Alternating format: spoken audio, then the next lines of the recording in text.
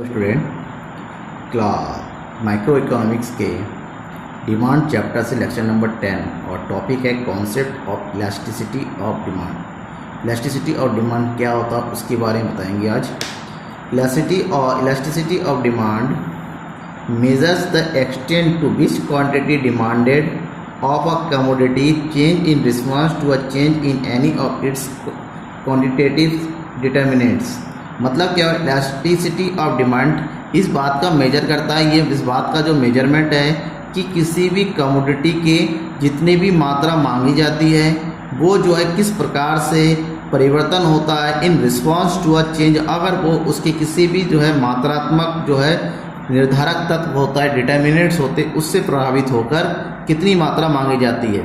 कोई भी गुड्स होता है, उस गुड्स की जो डिमांड है वो किसी न किसी डिटर्मिनेंट से प्रभावित होता है, तो उस डिटर्मिनेंट्स के कारण उसकी मात्रा में कितना परिवर्तन होता है उसे इलास्टिसिटी ऑफ डिमांड कहते हैं। और ये चीज़ें हैं, तीन चीज़ें मेन जिससे जो है प्रभावित होता है हमारा क्वांटिटी ऑफ डिमांड। जो सबसे पहला है प्राइस ऑफ अ कमोडिटी, किसी भी वस्तु की कीमत, किसी भी वस्तु की कीमत से उसकी वस्तु की मांग, उस वस्तु की डिमांड सबसे ज़्यादा जो है इफेक्ट करता है।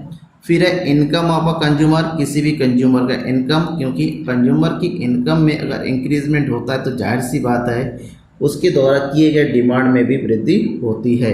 यानी कि इनकम में वृद्धि होती है तो क्वांटिटी ऑफ डिमांड भी चेंज हो जाता है।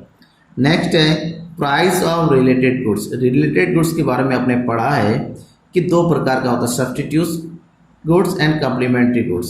तो सब्स्टिट्यूट गुड्स और कम्प्लीमेंट्री गुड्स में अगर किसी भी तरीका चेंज होता है तो ऐसे में quantity of demand of the commodity और गुड्स इज आल्सो चेंज।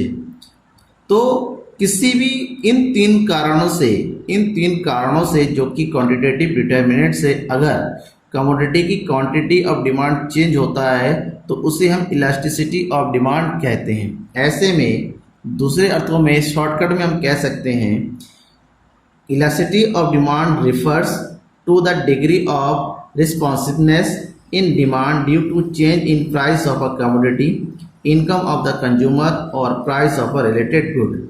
ये इस बात को दर्शाता है कि किसी भी वस्तु के में परिवर्तन उसकी कीमत के कारण, कंज्यूमर की इनकम के कारण और रिलेटेड गुड्स की इनकम का परिवर्तन होता है तो उसे concept of elasticity of demand कहते हैं। अब बात करते हैं types of elasticity of demand. Elasticity of demand तीन टाइप के होते हैं, जिसमें सबसे पहला है प्राइस इलास्टिसिटी ऑफ डिमांड, जो कि आपके चैप्टर में इसी के बारे में आगे दे रखा है, जिसके बारे में बात करेंगे नेक्स्ट वीडियो में। प्राइस इलास्टिसिटी ऑफ डिमांड क्या होता है? अगर किसी भी बस कमोडिटी की क्वांटिटी ऑफ डिमांड जो है उसका जो माप होता है चेंज इन ओन प्राइस, खुद की कीमत से अगर परिवर्तन होता है तो उसे हम प्राइस इलास्टिसिटी ऑफ डिमांड कहते हैं।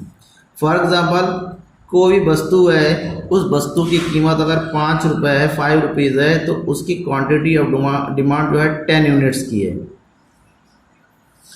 अगर इसकी कीमत 5 रुपीज़ से घट के 4 रुपीज़ हो जाता है, जैसे हम लॉ ऑफ डिमांड बताया था, किसी भी वस्तु की कीमत में होने वाली कमी उसकी डिमांड को बढ़ाता है, यानी कि इसकी डिमांड 10 से बढ़ के कितना हो जाएगा, 12 यूनिट्स।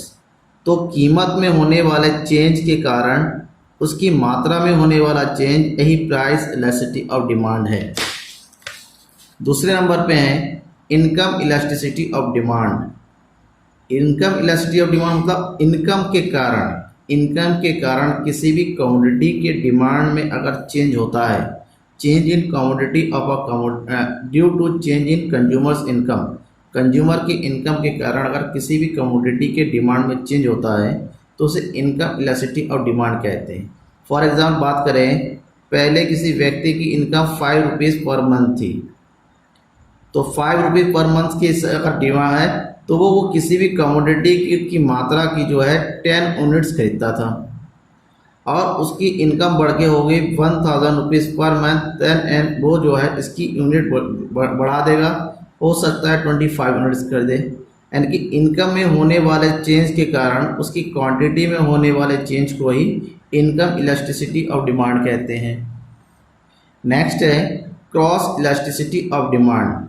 क्रॉस इलास्टिसिटी का मतलब होता है किसी दूसरी वस्तु के कारण अगर किसी वस्तु की दूसरी वस्तु की कीमत के कारण, प्राइस के कारण अगर इस वस्तु की कीमत की डिमांड में चेंज आता है तो उसे क्रॉस इलास्टिसिटी ऑफ डिमांड कहते हैं।